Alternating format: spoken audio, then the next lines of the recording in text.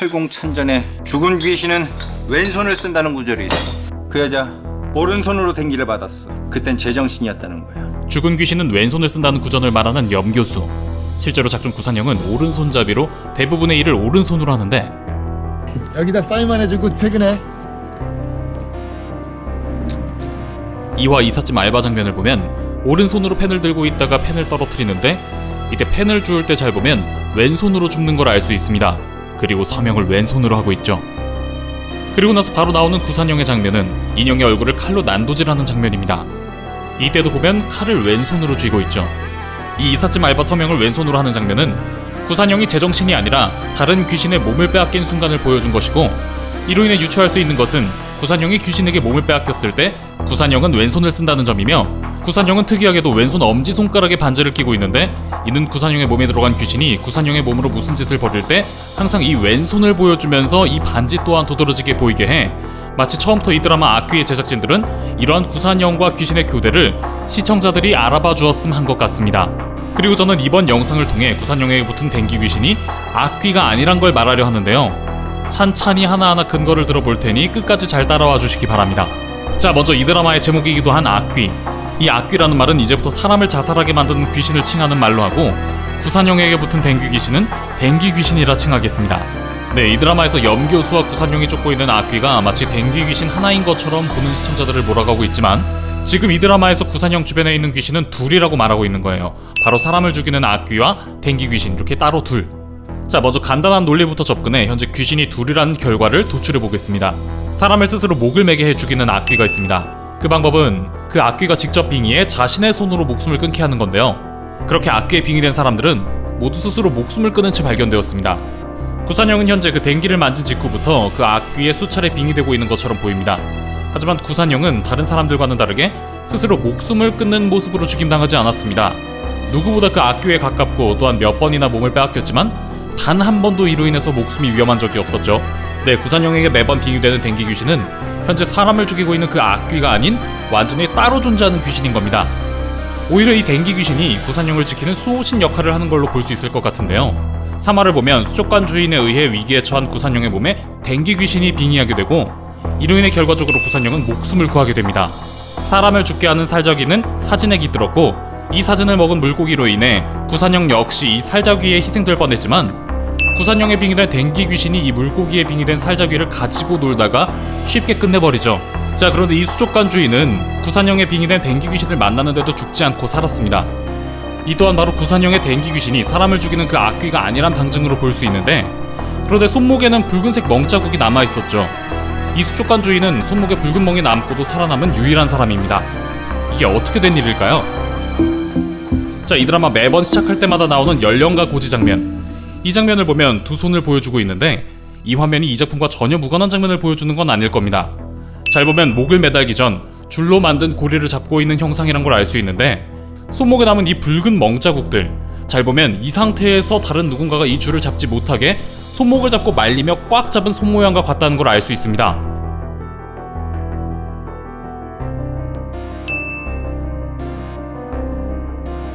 네, 그러니까 목을 매 죽으려는 사람을 말린 다른 누군가의 손에 의해 이러한 피멍 자국이 손 모양으로 생긴 것이죠. 다른 모든 이들이 목을 매고 죽었을 때와 죽지 않은 유일한 케이스, 수족관 주인의 상황과 유일한 차이는 막 목을 매기까지 그 순간에 구산형이 그 자리에 있었는가 있지 않았는가의 차이뿐입니다. 댕기 귀신이, 제가 수호신이라고 말했죠, 댕기 귀신은 사람을 죽이고 다니는 악귀를 막기 위해 매번 노력을 하고 있었던 겁니다. 그래서 목 매달아 죽으려는 사람의 손목을 잡고 막았던 것이고, 그 흔적으로 죽은 그들의 손목에 붉은 멍이 남았던 것이죠. 이번 3화 수족관 주인의 케이스 역시 마찬가지입니다.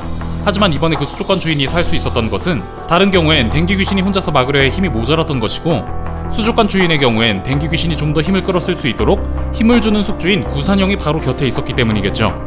많이 컸네. 그땐 꼬마였는데. 누가 죽인 걸까? 네 엄마? 나? 아니면 너? 드라마에서 대놓고 보여지는 걸로는 누가 봐도 이 댕기 귀신이 죽인 것인데, 굳이 이렇게 묻는 건 그렇지 않을 가능성이 높다는 거겠죠.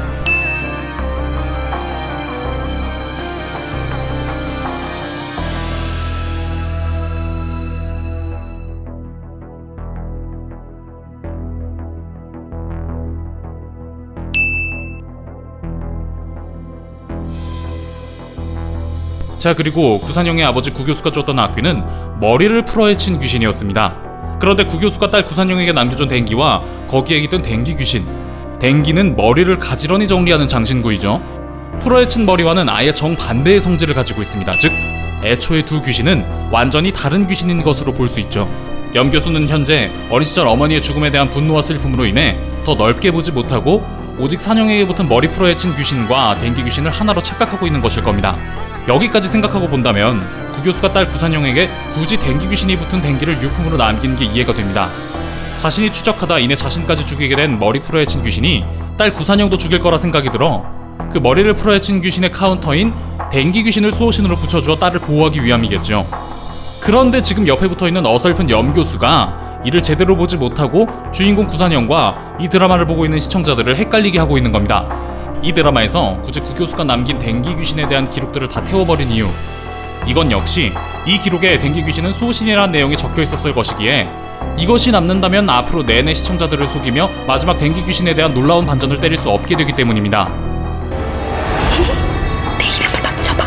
자, 그렇다면 자꾸만 자기 이름을 맞춰보라는 댕기 귀신의 정체는 무엇일까요? 벌써 4화를 통해 1958년 실종된 목단이라는 이름이 나왔습니다. 그런데 아직 방영 초기이기도 하고, 아니 구산영이랑 살아온 기간도 겹치지 않는데 뜬금없이 이름이 뭐냐고 묻는 건 이상하죠?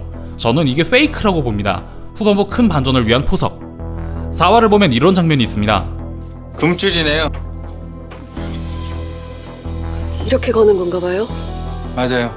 보통은 문 밖에 설치를 하는데 여기는 반대네요. 문 밖에서 귀신이 들어오는 걸 막기 위해 거는 금줄이 반대로 되어 있었죠.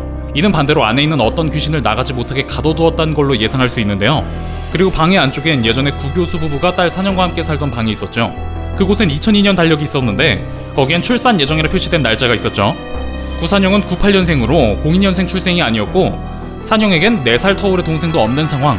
그리고 산영의 엄마는 남편 구교수를 다시는 보고 싶어 하지 않았고 죽은 사람으로 여기고 살았으며 그 집과 다시는 엮이고 싶어 하지 않은 점. 그리고 구교수는 귀신을 만들고 또 막는데 그 누구보다 박식한 사람이며 특히나 사람을 죽이는 머리 풀어헤친 귀신을 어떻게든 막으려 한 사람이란 점. 이 모든 걸 고려해본다면 어린 5살 산영에겐 출산 예정이었던 4살 터울의 동생이 있었지만 출산을 얼마 앞두지 않고 아이는 끝내 유명을 달리하게 됐고 그때 사람을 죽이는 머리 풀어헤친 귀신을 막기 위해 그 카운터인 댕기 귀신을 강화하기 위해선 또 다른 어린아이의 영혼이 필요하다는 걸 알고 있던 구교수는 세상 빛을 보지 못하고 죽은 자신의 둘째 딸의 영혼을 금줄을 통해 이 방을 벗어나지 못하게 가두었고 그대로 댕기에 깃들게 하지 않았을까 예상해봅니다. 이를 알고서 산영의 엄마는 남편 구교수를 소름 끼쳐하며 아이에 다시는 보지 않고 살기로 마음먹은 겁니다. 아이가 뱃속에 있을 때 어린 5살 산영은 뱃속의 동생에게 옛날 이야기를 해주었을 겁니다. 아마도 아빠에게 들었던 장화홍련 이야기였겠죠. 그렇게 뱃속에 있던 아이는 언니 구산영의 목소리를 들으며 함께 놀았을 겁니다. 구산영에게 자기 이름이 뭔지 묻는 이유, 그건 아무런 상관도 없는 목단이어서가 아닙니다. 이 댕기 귀신을 이루는 것에는 현재 산영의 동생도 포함되어 있고 그렇게 이 질문을 하는 것은 목단이가 아니라 다름 아닌 뱃속에서 산영의 장화홍련 이야기를 들으며 함께 논 추억이 있는 그녀의 동생인 것이죠. 동생은 시간이 많이 지났어도 자신의 언니가 자신을 기억해주길 바라는 겁니다. 이 댕기 귀신의 정체가 다름 아닌 산영의 죽은 동생이기에 위기의 순간마다 나타나 그녀를 지켜주는 것이며 이 댕기 귀신의 목소리가 산영과 같은 목소리인 것 또한 그녀가 산영의 동생이기 때문일 겁니다. 산영은 직접 귀신을 보지 못합니다. 하지만 거울을 통해 귀신을 보죠. 산영의 엄마는 귀신을 연구하는 남자와 사랑에 빠져 결혼까지 했습니다. 보통 사람이 귀신을 쫓아다니는 일을 진지하게 업으로 하는 남자와 결혼까지 가는 건 쉽지 않죠. 산영의 엄마는 귀신의 존재를 믿었을 겁니다.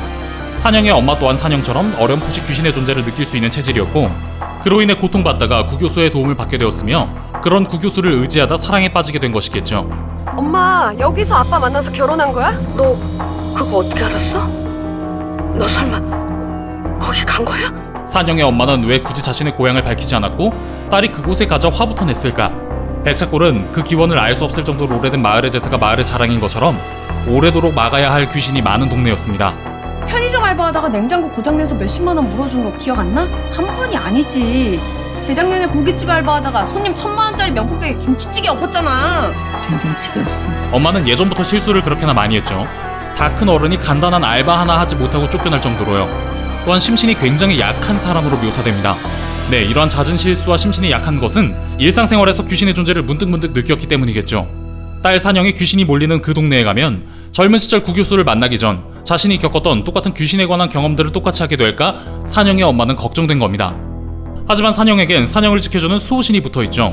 그 어떤 객귀도 산영을 건드리지 못할 겁니다. 4화의 마지막 장면엔 객귀가 되어 산영의 앞에 나타난 구교수의 모습이 나왔는데요. 구교수는 생전 이 백착골을 방문했었죠.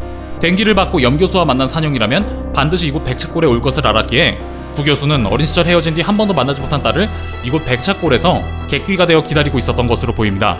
작중 나온 다른 귀신들의 장면을 보면 말을 하지 못하는 것으로 보이는데 아마 직접적인 힌트보다는 간접적인 어떤 힌트들만 주고 구교수의 객귀는 사라지지 않을까 저는 예상해봅니다. 자, 여기까지 악귀 4화까지 보고 나서 제가 분석해본 내용들입니다.